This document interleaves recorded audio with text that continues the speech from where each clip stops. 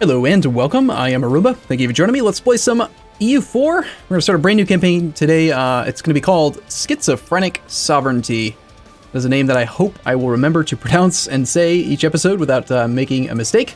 But the idea is that we're going to kind of revisit a campaign idea we used in Crusader Kings 2 many years ago, like 3 or 4 years ago at this point. At the time, I called that campaign Quantum Leap, based on the TV show from a long time ago. But what we're going to do is we're going to play a random nation every 10 years. But we're only going to play the first nation for 6, just so that it's easy to keep track of when we're supposed to swap to a new nation. So we're going to go until 1450, and then we're just going to go back to this main menu, and then random a new nation, and then in 1460, we random a new nation, 1470, random a new nation. And the idea is that basically, I never get to the late game in EU4 outside of World Conquests because it's just too easy to snowball and get like super, super strong. And so what we're going to do is we're going to create our own adversaries by constantly changing who we play. Hence the title Schizophrenic Sovereignty. We're not going to be in control of the same nation. So let's roll the dice and see who we get. We're going to go with the very first one. Not going to renege. No take backsies. We are the nation of Dieu. Okay. So we're going to play in the New World. We're going to be Mayan traditions. We start off with a 3-1-2 ruler, only tech 1 across the board. Let's see how we do. We have 6 years. We're playing on non-Iron Man mode, of course, so that we can swap to a new nation when it's time. And what we will do, I think, is in between each like jump from one nation to the other, we'll take a quick gander to see how the nations that we've played as in the past are doing. All right, so let's see how we are looking. We have Halak, une unique actiu. He's industrious. He's also infertile. He's also rather old, age 64. Next month we pick up another personality trait. And we have a scripted heir, it looks like, a free thinker. It's not going to matter. We're not going to get any ideas. It's kind of silly. We have the tribal despotism government type. -1 unrest. Slightly reduced core creation cost. An extra negative relationship slot, so we only get 3. This is actually my first official campaign that I'm going to be playing on the Rule Britannia patch, so pretty excited about that. We do have full estates, though, which is kind of cool. Early military points is probably going to be a great idea. I don't know if you knew this, but the AI does not actually ever do estate interactions, so it's very easy to get early tech over your neighbors if you just do this, because you can get like 150 to 200 points. Let's see what decisions we have. Introduce Vision Quest. Okay. Yeah, let's go ahead and do that. Let's go and do that after... Do we want to get to +1 stab? We only have 6 years, so trying to get stability to 1 just so that we can work up our prosperity is probably not going to help us too much. Let's not worry about that. Let's just do the Vision Quest now, get some prestige. We currently earn 2-point-something ducats a month, so we might be able to afford an advisor or 2. Let's go ahead and turn on the... Do we have any estuaries? We don't. We are looking like we're probably going to make most of our money from taxation right now. So is it worthwhile to put on a state edict, I wonder? First off, let's check on like autonomy and stuff. We have 2 provinces that have a little bit of autonomy, must be owned by... No, they're not. They're not owned by any states, they're just randomly at 25% autonomy. Okay, we could just instantly lower it, have a little bit of unrest, and gain 25% of 7 and 7 development. It's not a huge amount. I think I'd rather just give it to an estate, and then we can get some more clicks, like, say, the nobles, for example. The nobles are not going to take much of advantage of this this territory, but at least we can get the interactions done. I'm going to go ahead and go crazy. We're going to get 200 military points. I want to come right out the gates with this campaign. So let's go ahead and do... let's get a general. Let's also do the diet. And let's do... We'll go ahead and do... I can't give him any more land. Well, I could, actually, but let's just recruit a minister. Take him all the way to 100% so we can get 200 military points. Let's also... Can we grant anything to the burghers? No, not enough development. We need 1 more development there. 92. Holy crap, is that expensive. We are primitive. Yuck. What kind of ideas do we have? Mayan traditions. -1 unrest. Fort defense plus 15%. And we're not going to get very far. I think we have generic ideas, or sorry, generic missions. Build to force limit. 100% to force limit gives us some morale of armies bonus. 3 more troops. We can give a province to the clergy, though. Get some interactions out of them as well. Let's go ahead and do that. We'll seek support. I wish we could get to 70%. Can we do that? Tell you what, we're going to go ahead and hire this guy as well. Get 200 or 150 points. It's not quite as good as it could have been, but that's fine. And then, unfortunately, we just don't have enough development or provinces that have high enough development to be able to grant the burghers anything. We'll ignore them for now. So that's decent. We're making 2.3 something. The only thing we really care about early game is military tech, so let's go ahead and hire a military advisor over anyone else. National manpower modifier, fort defense, or reinforcement speed. Take manpower. Diplo. There is a spy network construction guy. He could help out. All right. So what are we going to do? We got 2 merchants. Of course, we're going to collect in Mexico. Are there even any other nodes that we know of? No. Okay, so 1 merchant just gets to go on vacation, apparently. We need high income. Income of at least 6. I wonder how that's determined.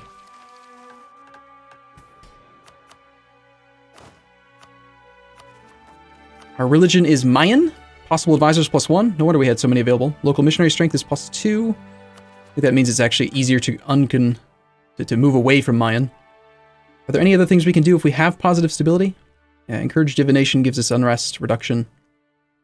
All right, I'll tell you what. We'll take the stab just because it seems like a good click to do. And we're not going to be doing much teching up. I can promise you that.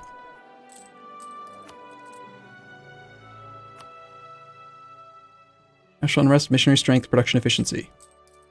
Well, I feel like I'm gonna stockpile a little bit of cash so that we can hopefully get some extra troops and do something with that. Okay, who has rivaled us? That is the next question. Cocomes and Itza.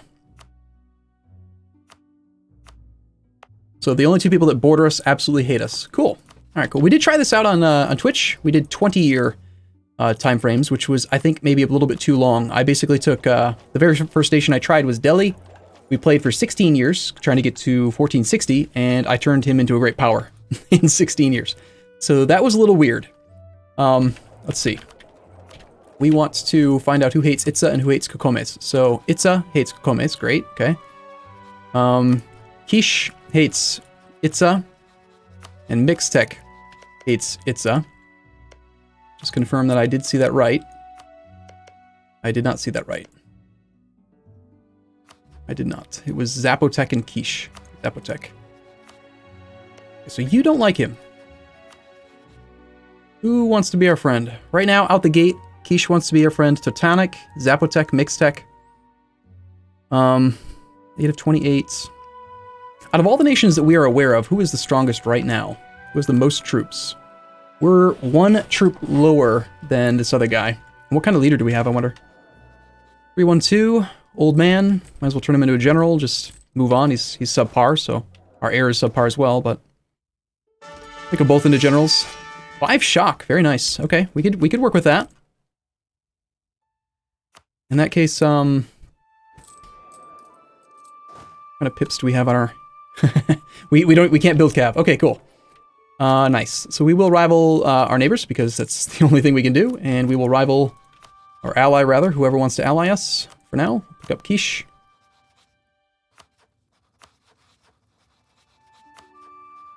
Quiche currently wants, he just kind of sort of wants the land, not really. At least these guys hate each other, that's convenient. And then you want all that land. Let's tell him that we want to be friends. We cannot, apparently, because Zapotec does not hold at least 50 opinion of us. Okay? Fine, we'll improve with that guy then for now. And let's also improve with whoever hates...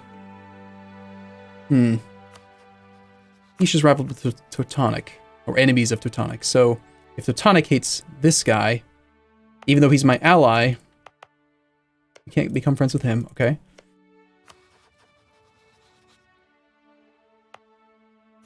Not very many great options here. Still a panic. I'll go back to the ledger just one more time. Make sure we're picking somebody with a decent force limit. How about Tarascan or Aztec? Aztec is pretty close, right? Let's ally them. I think they've got a gold mine. We'll work toward that. All right, cool. Let's go ahead and play for a little bit. We only have 6 years, so this is going to be a pretty quick one. I don't want any permanent relationships, so we're going to get rid of the royal marriage. We don't need the consort, I don't think. And I don't think we have any kind of opening mission or anything that's going to give us claims. The very first thing we're going to work towards is just generic, have 2 allies, get some Diplo rep, and work towards subjects. I don't think we have any releasable subjects. We do not. The only land we have is in our 1 state. And let's check culture, see what kind of culture group we want to work into. This is our actual culture, perfect. Well, obviously we want to full annex this guy. We should probably start spying on him. And it appears that our ruler has reduced construction cost. Cool. I think we have regular buildings, even though we are in the New World, because we're like somewhat advanced. We're not the same as these silly guys up north. We already have a disaster, obviously. It's going to bother me having that merchant free. I don't know what to do with him. I think we will just immediately hire up to force limit. Let's get 2 more infantry. How close are we to that 9th force limit? Unfortunately, it's not actually showing the real number, is it? Let's see. 0.7, 0.67. Plus 0.7 and 0.9. Or, oh my god, 2.97 plus the base 5. Or, the base 6. So we are like 0.03 force limit away from being allowed to have a 9th troop. Kisha's ally Kokomes. Why would you do this? Why would you do this? We can rival Zapotec now as well. Who hates Zapotec? Aztec do. Perfect. We'll take that. It's within coring range. That should make us natural allies. So Aztec, Itza, Kish, Zia.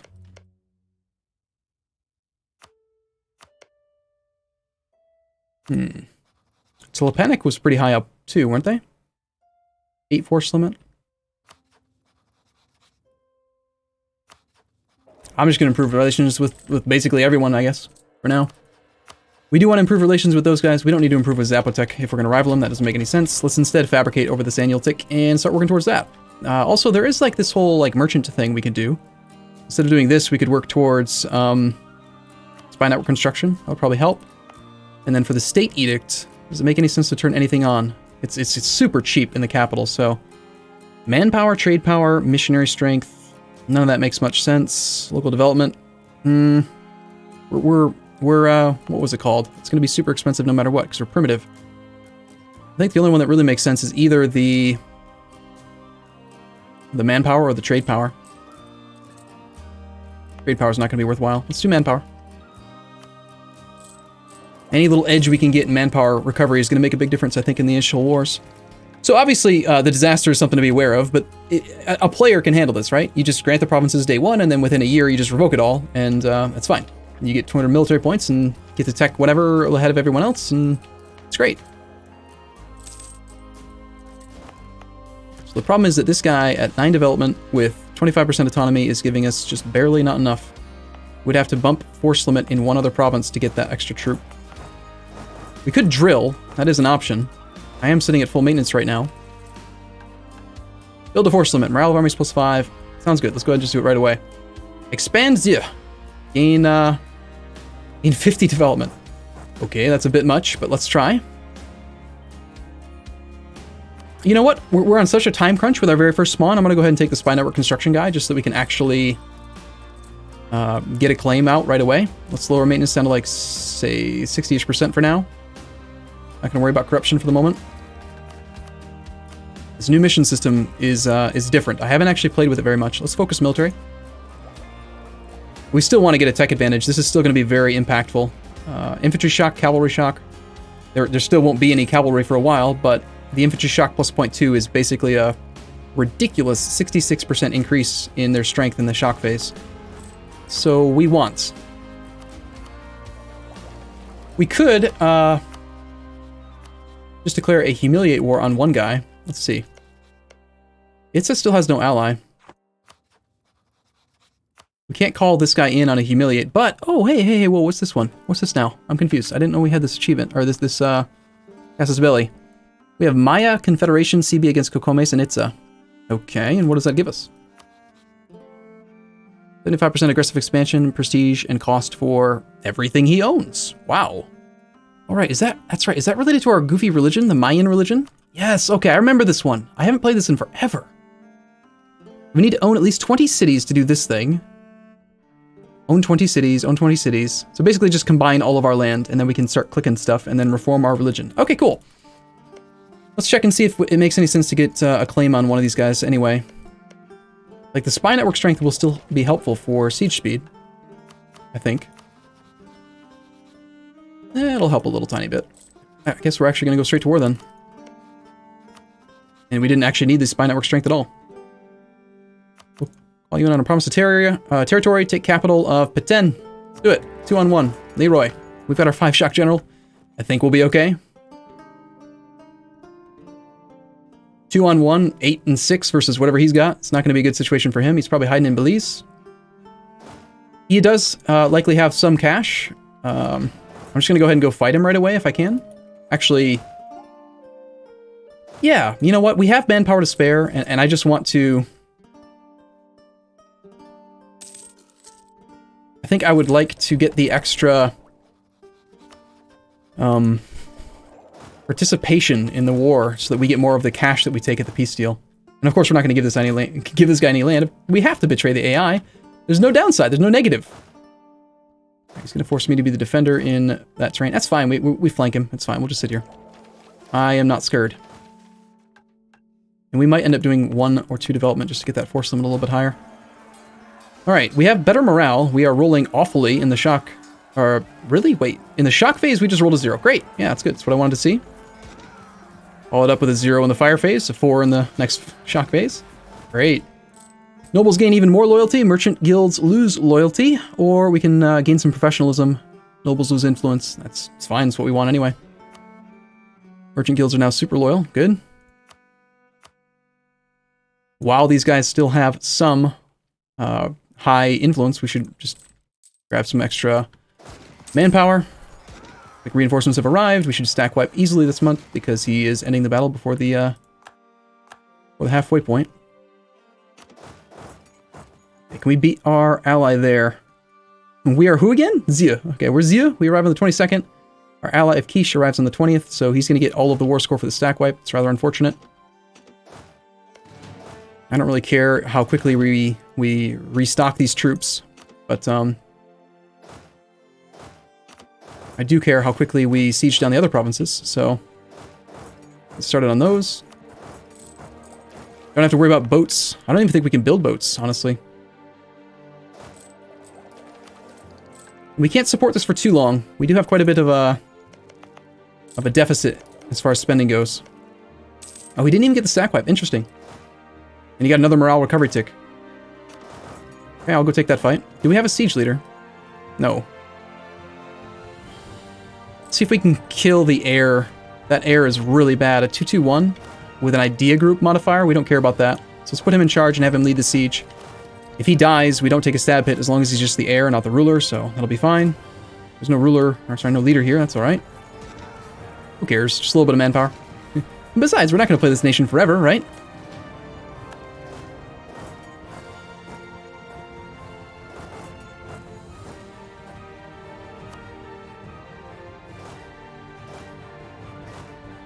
The 5-shot guy back over there.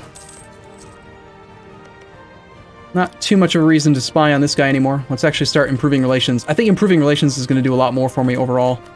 We should improve relations with really everybody, just to keep our options open. Let's see, who hates me? Got 20, 10, 10, 35. We're going to pick up a lot of aggressive expansion. Alright, this guy desires this land, so he's never going to be a friend. And no one else does. So let's work on, I think, Tilpanic next. I just want to get strong enough that we can beat Kokomes. And actually, we should probably declare war on Kokomes while we're in this war, because his only other ally is the guy that we just pulled into this war. So we can separate him, full conquest this whole cultural area, which would be great.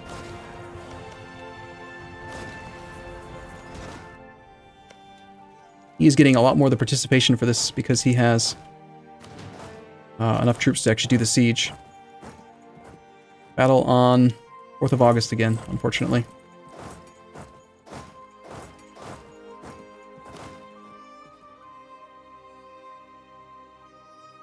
Alright, let's just finish the siege. Put together an army that can actually kill it.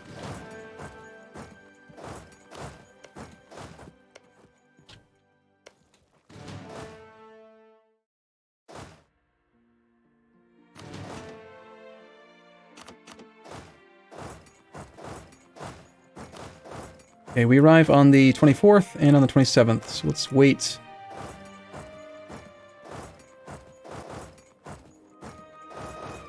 Arrive there on the 27th, merge the armies.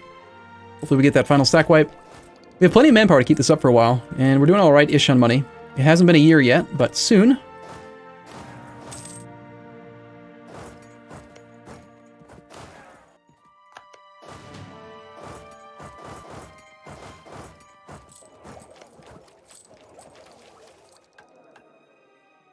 Any of these other things that we can work toward, maybe? High income? No. New World Modernization. Is not a tribe. Neighboring country has embraced feudalism. That's not going to happen. Get our allies. That's a thing. So, if we weren't at war, we're still negative reasons for alliance with Aztec. And I think we will end up with a claim against this guy, which is probably going to be handy. 9 development. Slightly decreased scoring costs will be nice. Are there any other cores at all? Can we release a subject? No.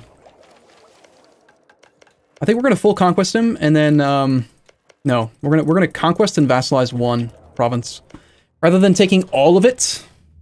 Well, maybe not, actually. We only have 3 subject slots, or 3 relationship slots, so if I did that, I'd have a hard time actually getting the alliances that we need. The advantage would just be that we could have an extra little bit of force limit. Even a subject with only 1 development, well, 3 development, will give you +1 raw force limit, which is nice. Plus they have like 10,000 base manpower, and they have a general. A lot of things that we like.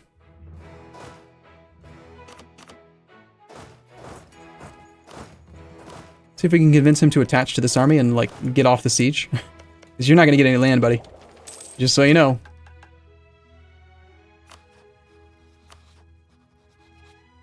We change back to this? Not yet.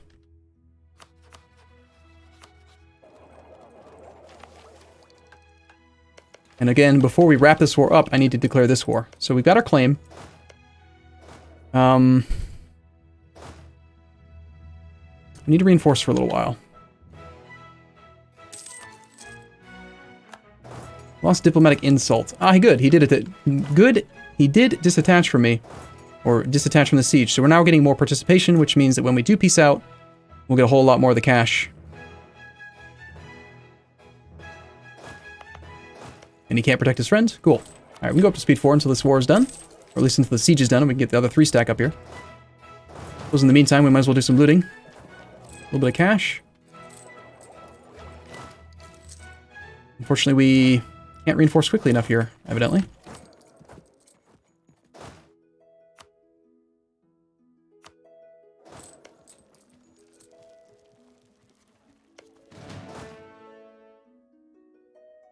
No. No. I want the heir. I want the heir to lead, please.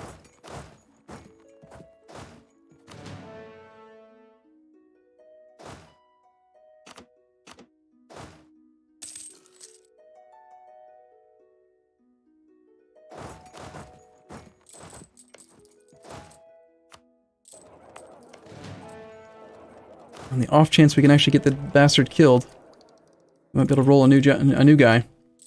Okay. Okay, cool. Well, we've had our first war. It's basically over. It's not quite there. We did suffer a disease outbreak, but I'm going to put in a shortcut here, and we've got 3.5, 4 years or so to go, and then we're going to move on to a new random tag, and then we'll see how Z does in the long run. So, as always, thank you for watching. This is a first episode of a brand new campaign, so if you'd like to show your support, feel free to click the like button, leave a comment, all that kind of stuff, and I'll see you in the next episode. Thanks for watching, everyone. See you soon.